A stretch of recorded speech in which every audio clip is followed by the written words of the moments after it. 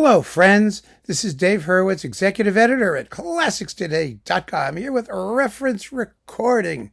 And today we are talking about the Sibelius Violin Concerto, whose reference recording is beyond cavil, beyond question. There isn't any doubt which reference recording it is. It's Heifetz with the Chicago Symphony under Walter Hendl. Yeah, boy, this has been the reference since 1959 when it was first recorded. It's just such an obvious thing. Why is it so obvious? Well, let's do a little history of the work. Sibelius, wrote his violin concerto around 1905-ish and revised it subsequently and whatnot. And it was not a big success, interestingly enough. Sibelius was himself a violinist, and he wasn't good enough to be a crazy virtuoso, but he was a very good violinist, and he wrote a very tricky violin concerto. He knew all the tricks of the trade. If you look at Tovey's analysis of the work, Donald Tovey in his Essays in Musical Analysis, he talks about some of the rather fascinating things that Sibelius asks the violinist to do. Aside from the crazy harmonics in the finale, there's a passage in the slow movement where the violin has to play 3-on-2 double stops.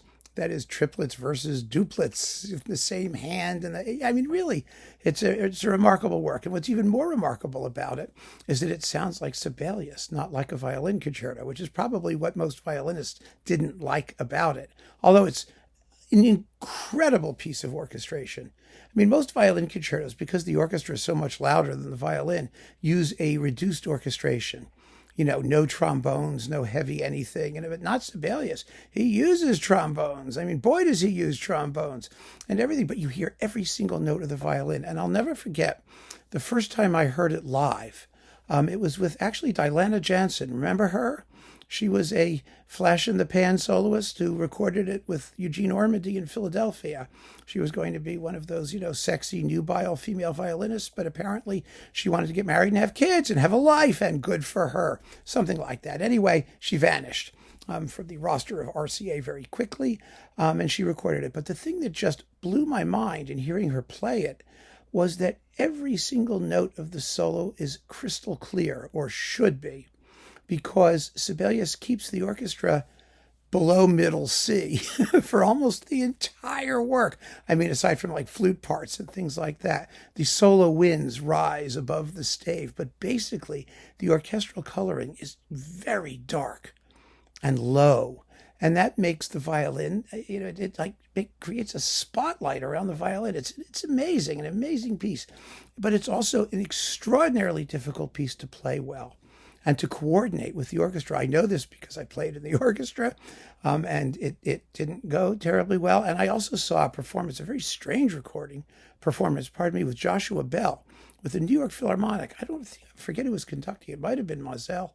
But the bottom line was that it sounded like there were two different concertos happening. The violin was playing one thing and the orchestra another, and they never met. It may partly have been the unrenovated acoustics of Avery Fisher Hall, which sort of put the violin in a different sound box. But the piece can play like two totally disconnected things, which is really kind of depressing when that happens. But it does happen. It's really a fascinating work, an amazing work. And now, of course, there are a million wonderful recordings of it. But Heifetz is the reference. And Heifetz is the reference because after the premiere, aside from a few performances here and there, the piece basically languished. Oh, look, it's Mildred. Hang on. Mildred's having a nap. There we go. Hey, Mildred. How are you? Yes, you like Sibelius, don't you? I know. Sibelius is totally cool. So anyway, so the piece basically languished until Heifetz got a hold of it.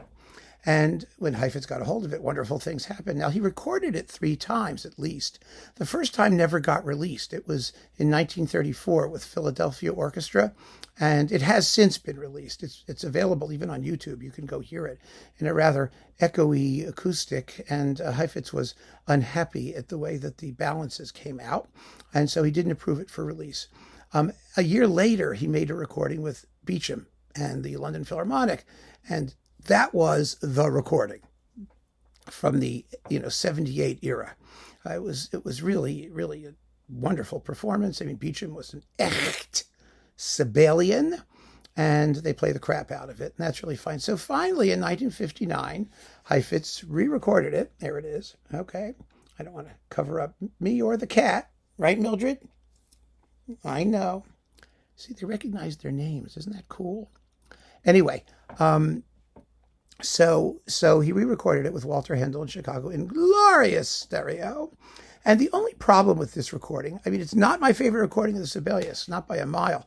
That's probably Victoria Mulliva's on Philips, which is dark and juicy. And anyway, but it's amazingly played.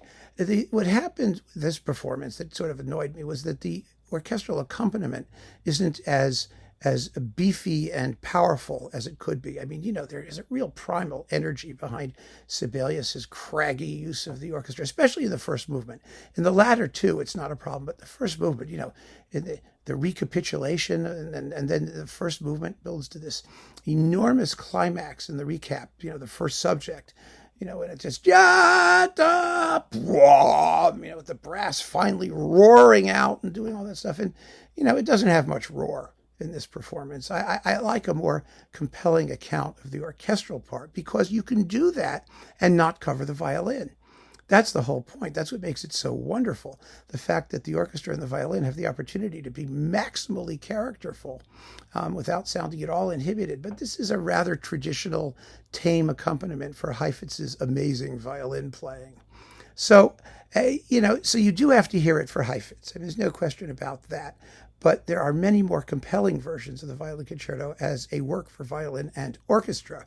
And so I think while this is obviously the reference, and I have no problem telling you that, I also have no problem saying you've got to hear other versions of the Violin Concerto beyond this, to just get a sense of the power of the work and in its interaction between the soloist and the larger ensemble.